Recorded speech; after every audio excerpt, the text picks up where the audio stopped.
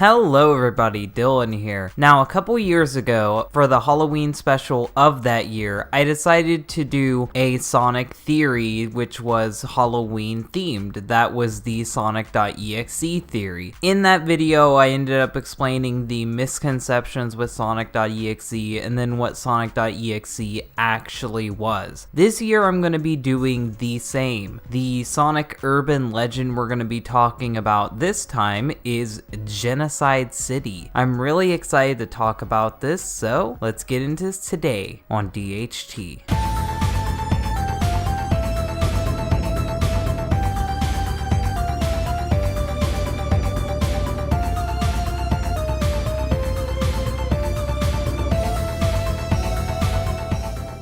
Now, for those of you who do not know this, there was a lot of levels in Sonic the Hedgehog 2 that were removed. The main reason why these levels were removed is because Sega was working with deadlines and Sonic Team had to get the game done at a certain time, meaning that certain levels just had to be removed because they were unfinished. These levels were Wood Zone, Hidden Palace Zone, and of course Genocide City Zone. Now, Genocide City Zone was a real level, believe it or not. And I will explain the truth behind the name and the truth behind everything later. Right now we're just going to be talking about the crazy conspiracy part, and we're going to be talking about the creepypasta and the fan interpretation before I actually tell you what became of Genocide City. Now, the urban legend goes someone was able to get their hands on a Sonic 2 beta, and in this beta they were able to play several zones that were never finished and never released, and when they played through the game, everything turned out fine because they got all the Chaos Emeralds and they ended up saving Tails, who was about to be shot by Eggman. Now, what they ended up doing was they were curious what would happen if they didn't get the Emeralds, and when they didn't get the Emeralds, Tails ended up getting shot by Eggman and died. It was when Tails was killed by Eggman that instead of going just to Metropolis Zone, they were sent to Genocide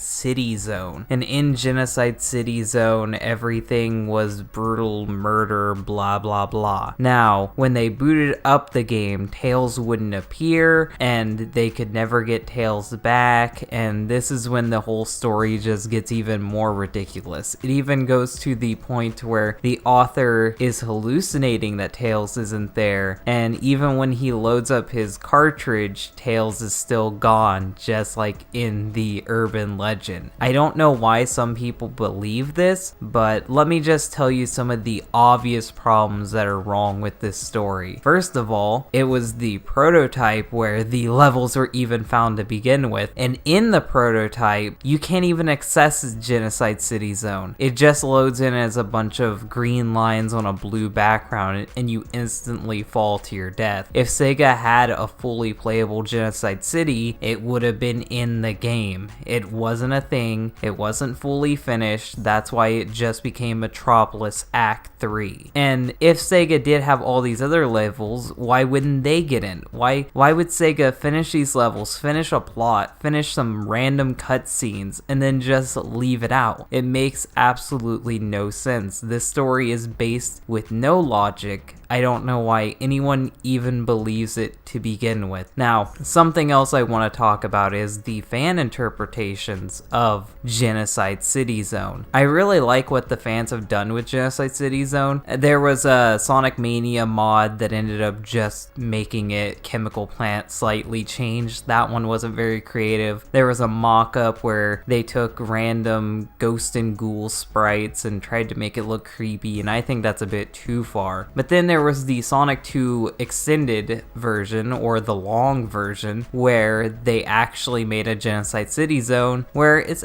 pretty cool. I like the creepy-esque background. I like how it's kind of a Halloween-themed level. I really like these fan interpretations of Genocide City Zone, and I find it interesting that none of these fan interpretations of Genocide City Zone is actually anything close to Genocide City Zone. So now, let me tell you what the real Genocide City Zone was like. Genocide City was a real level, and it was supposed to come after Metropolis Metropolis Act 2. This was an actual thing that was going to happen. If you look at this Sonic 2 map, you can see that Genocide City is listed. This is something they actually wanted to do, but something I don't hear talked about too often and didn't even get brought up in the creepypasta at all because this would ruin their whole story. Genocide City was actually just a translation issue. A lot of the people who worked on Sonic 2 were Japanese and then they really didn't know English,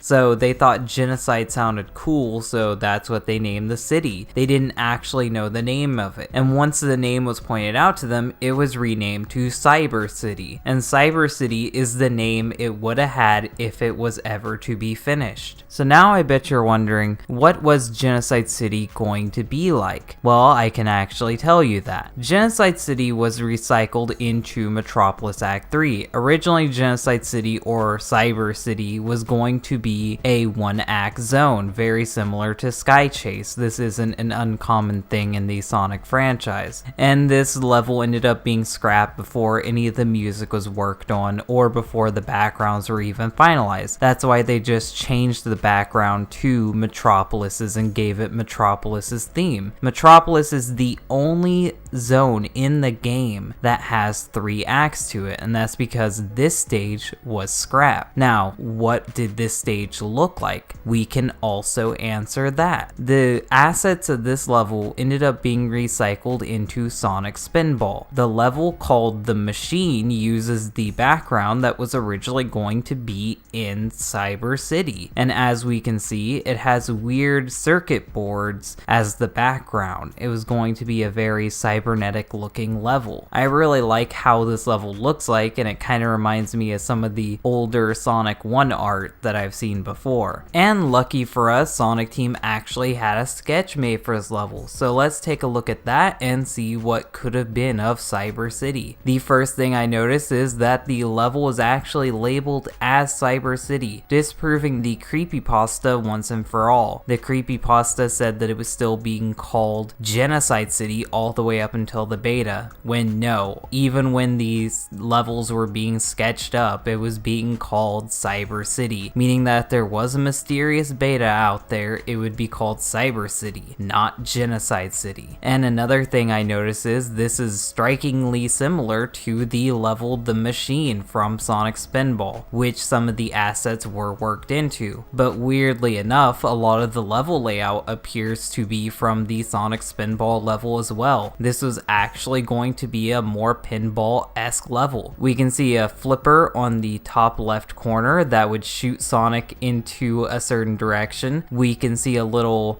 pump that Sonic would load himself into, and then it would shoot him up through a tube, just like in Casino Night. It was weird that they were going to have yet again another pinball-esque level in Sonic 2, seeing how Casino Night was already the pinball level for the game. And I think it's very fitting that this would be recycled into a Sonic Spinball level, seeing how pinball was going to play a part in it to begin with. We can see that the hazard lines were here already, and the cybernetics were already designed to be the background. Everything here was worked into The Machine. So yet again, I would have to say, if you want the real authentic experience of playing Cyber City Zone, don't go for the ROM hacks, don't go for the Sonic Mania mod, play Sonic Spinball and get to the level The Machine. This actually uses concept art and level design from the original Cyber City Zone. There's also the Sonic Lost Worlds hack, which adds in Cyber City, and that is the truth behind yet again another Sonic the Hedgehog urban legend. What people thought was going to be a spooky level full of dead bodies and creepiness was actually just going to be a cybernetic pinball level. Now, am I trying to ruin everybody's fun? No. I really like the fan-made versions of Genocide City Zone, and I think the Sonic 2 long version of Genocide City is the best ever made. And I really think that the Genocide City we were gonna get, Cyber City, which was the pinball level, wasn't going to be too impressive, and I don't mind it just being Metropolis Act 3. I just wanted to dig into this urban legend legend to find the real truth behind it all. I find this stuff interesting and I really like looking into it. And just like with Sonic.exe, I made this video to clear up the misconceptions behind this. And hopefully you guys found this video to be interesting, and hopefully you guys have a good Halloween. If you guys like this video, hit the like button. If you really like it, share it. And if you want to see more content like this, then subscribe. Thank you for watching, and bye.